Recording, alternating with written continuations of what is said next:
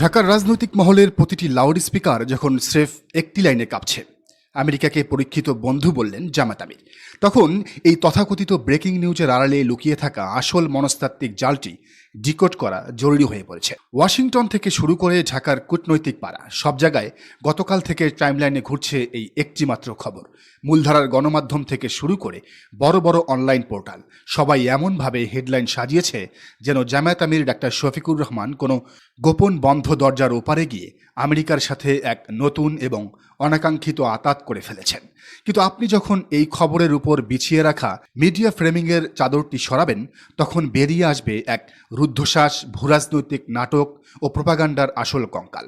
চলুন মার্কিন দূতাবাসের এই বিশেষ আয়োজন, প্রধান অতিথিদের আড়ালে রাখার নিখুঁত কৌশল এবং জামায়াতে ইসলামীর আমির ডাক্তার শফিকুর রহমানকে ভিলেন বানানোর সেই ইনসাইড স্টোরিটি ডিকোড করা যায়। এই প্রোপাগান্ডার জট খুলতে হলে আমাদের প্রথমে বুঝতে হবে মিডিয়া ফ্রেমিং আসলে কি জিনিস। এটি হলো এমন এক সূক্ষ্ম চাতুর্য যেখানে একটি বিশাল ঘটনার ৯৫ ভাগ সত্যকে স্রেফ গিলে ফেলে বাকি ৫ ভাগ সত্যকে এমন এক ফ্রেমে বন্দি করে দর্শকের সামনে ছুড়ে দেওয়া হয় যাতে দর্শক পুরো ঘটনার আসল সত্যটা কখনোই ধরতে না পারে। গতকাল বাংলাদেশের একাধিক প্রথম সারির সংবাদ মাধ্যম ঠিক এই নোংরা খেলাটিই খেলেছে। তারা তাদের প্রতিবেদনে কোথাও অতিরিক্ত কোনো তথ্য দেয়নি, শুধু মোটা দাগে লিখে দিয়েছে মার্কিন দূতাবাসের আয়োজন, আর সেখানে বিশেষ অতিথির বক্তব্যে জামায়াত আমির এই মন্তব্য করেছেন। কিন্তু এখানেই প্রথম প্রশ্ন জাগে, যদি জামায়াত আমির সেখানে স্রেফ বিশেষ অতিথি হিসেবে বক্তব্য দিয়ে থাকেন, তাহলে সেই মঞ্চের প্রধান অতিথি বা অন্য চালিকা শক্তিরা আসলে কারা? তারা কি বক্তব্য দিয়েছেন? কেন মিডিয়া তাদের নাম হেডলাইন থেকে একেবারে কর্পূরের মতো উড়িয়ে দিল? পর্দার আড়ালের আসল তথ্য হলো, এটি কোনো জামায়াতের একক অনুষ্ঠান ছিল না, কিংবা জামায়াত আমির গোপনে এই অনুষ্ঠানে যাননি। এটি ছিল জাতীয় সংসদের লবি এবং কূটনৈতিক সম্পর্কের এক আনুষ্ঠানিক মেগা ইভেন্ট, যেখানে উপস্থিত ছিলেন খোদ সরকারের, বিএনপি সরকারের রথী মহারথীরা। ডেপুটি স্পিকার কায়সার কামাল তার বক্তব্যে যা বলেছেন তা জামায়াত আমিরের তুলনায় আরও বেশি বিতর্কিত হওয়ার কথা। তিনি বলেছেন, আমাদের এই গর্বের জাতীয় সংসদ ভবনের নকশা করেছেন বিখ্যাত মার্কিন স্থপতি লুই কান।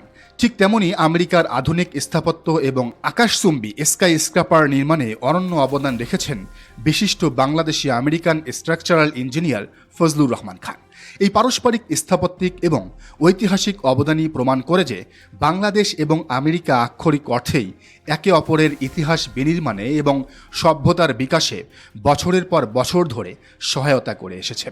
একই সুর শোনা গেছে চিফ হুইপ নুরুল ইসলাম মনির কণ্ঠেও। তিনি অত্যন্ত স্পষ্ট ভাষায় দ্বিপাক্ষিক সম্পর্কের গুণগান গেয়ে বলেন, বাংলাদেশ ও যুক্তরাষ্ট্রের মধ্যে গণতন্ত্র, উন্নয়ন এবং দ্বিপাক্ষিক সম্পর্কের ক্ষেত্রে দীর্ঘদিনের বন্ধুত্বপূর্ণ এবং কৌশলগত সহযোগিতা বিদ্যমান রয়েছে। অনুষ্ঠানে খোদ মার্কিন ককাস সদস্যবৃন্দ, মন্ত্রী পরিষদের একাধিক সদস্য, ডজন খানেক সংসদ সদস্য, মার্কিন এবং অন্যান্য পরাশক্তির কূটনৈতিক বৃন্দ এবং সংসদ সচিবালয়ের শীর্ষ কর্মকর্তাদের এক বিশাল বহর উপস্থিত ছিল।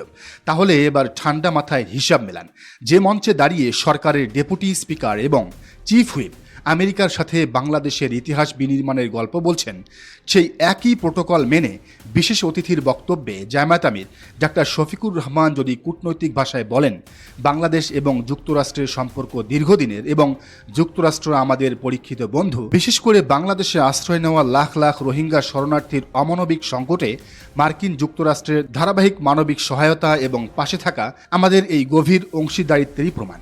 তবে এই বক্তব্যটি কিভাবে খবরের একমাত্র ফোকাস পয়েন্ট হয়ে যায়? এখানেই লুকিয়ে আছে মিডিয়া ফ্রেমিংয়ের সেই আসল খেলা।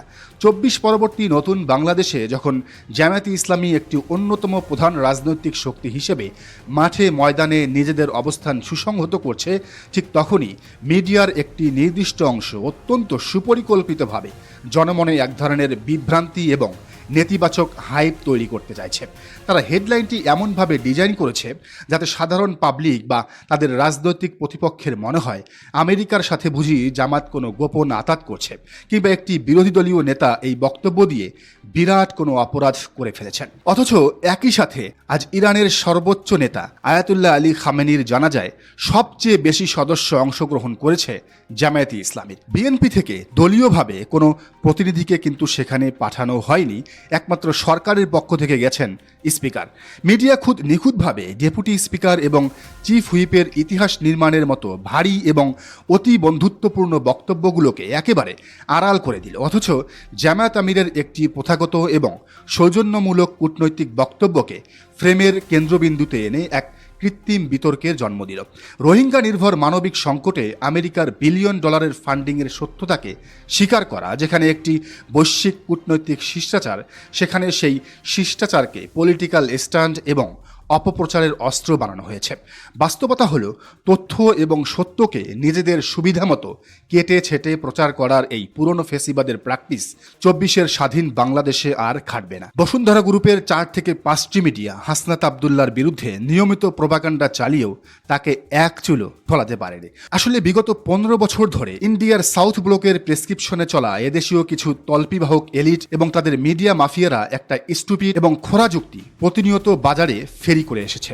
তাদের লাইনটি ছিল অত্যন্ত সরল এবং ক্ষতিকর। যেহেতু ১৯৭১ সালের স্বাধীনতা যুদ্ধের সময় আমেরিকা ৭ম নৌবহর পাঠিয়েছিল, কিংবা ইরান আমাদের তৎকালীন রাজনৈতিক নেতৃত্বকে সমর্থন দেয়নি, অথবা চীন পাকিস্তানের পক্ষে অবস্থান নিয়েছিল, সুতরাং ২৪-এর নতুন বাংলাদেশেও এই দেশগুলোর সাথে আমাদের কোনো গভীর কৌশলগত বা কূটনৈতিক সম্পর্ক থাকতে পারবে না। ভারত মূলত এটাই চায়। কিন্তু আন্তর্জাতিক কূটনীতিতে অমোঘ সত্য হলো কোনো রাষ্ট্রই চিরস্থায়ী শত্রু বা চিরস্থায়ী মিত্র নয়। একমাত্র চিরস্থায়ী হলো রাষ্ট্রের নিজস্ব জাতীয় স্বার্থ। ঐতিহাসিক ঘটনাগুলোকে হৃদয়ে ধারণ করেও একটি স্বাধীন রাষ্ট্রের বর্তমান নিরাপত্তা, সীমান্ত সার্বভৌমত্ব, বৈশ্বিক ব্যবসা এবং কমন স্বার্থের উপর ভিত্তি করেই আন্তর্জাতিক সম্পর্ক নির্ণীত হয়। আর এই চরম বাস্তবতার মুখেই আজ সবচেয়ে বড় সত্যটি হলো বাংলাদেশের বর্তমান জাতীয় নিরাপত্তা সংকট কোনো দূরবর্তী ওয়াশিংটন বা বেইজিং তৈরি করেনি। এই সংকট তৈরি করেছে খোদ পাশের দেশ, আমাদের প্রতিবেশী দেশ দিল্লি। আমেরিকা বা চীন এতদিন বাংলাদেশকে দেখে এসেছে দিল্লির চশমা দিয়ে, দিল্লির এদেশীয় এস্টেটদের বয়ান শুনে। কিন্তু এই প্রথম সেই চশমা ভেঙে চুরমার হয়ে গেছে।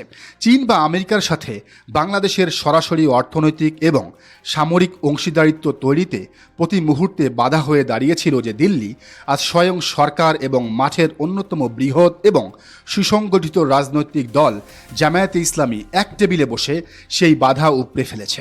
এই যে মেগা কূটনৈতিক রূপান্তর, এটি কিন্তু কোনো একক সরকারি দলের কৃতিত্ব নয়, বরং জামায়াতের মতো দেশপ্রেমিক শক্তির প্রকাশ্য এন্ডোর্সমেন্ট, ভারসাম্যপূর্ণ বিশ্বদৃষ্টি এবং সক্রিয় অংশগ্রহণের ফলেই আজ পরাশক্তিগুলো ঢাকার দরবারে এসে আলোচনা করতে বাধ্য হচ্ছে। কৌশলগত দাবার বোর্ডের চাল কিন্তু ইতিমধ্যে শেষ হয়ে গেছে। আমেরিকা, চীন, তুরস্ক কিংবা ইরানের সাথে একযোগে এই ভারসাম্যপূর্ণ এবং স্বকীয় কূটনৈতিক আবহাওয়ার দিকে এগিয়ে যাওয়া আসলে দিল্লির সেই একচেটিয়া আধিপত্যের কফিনে শেষ পেরেক।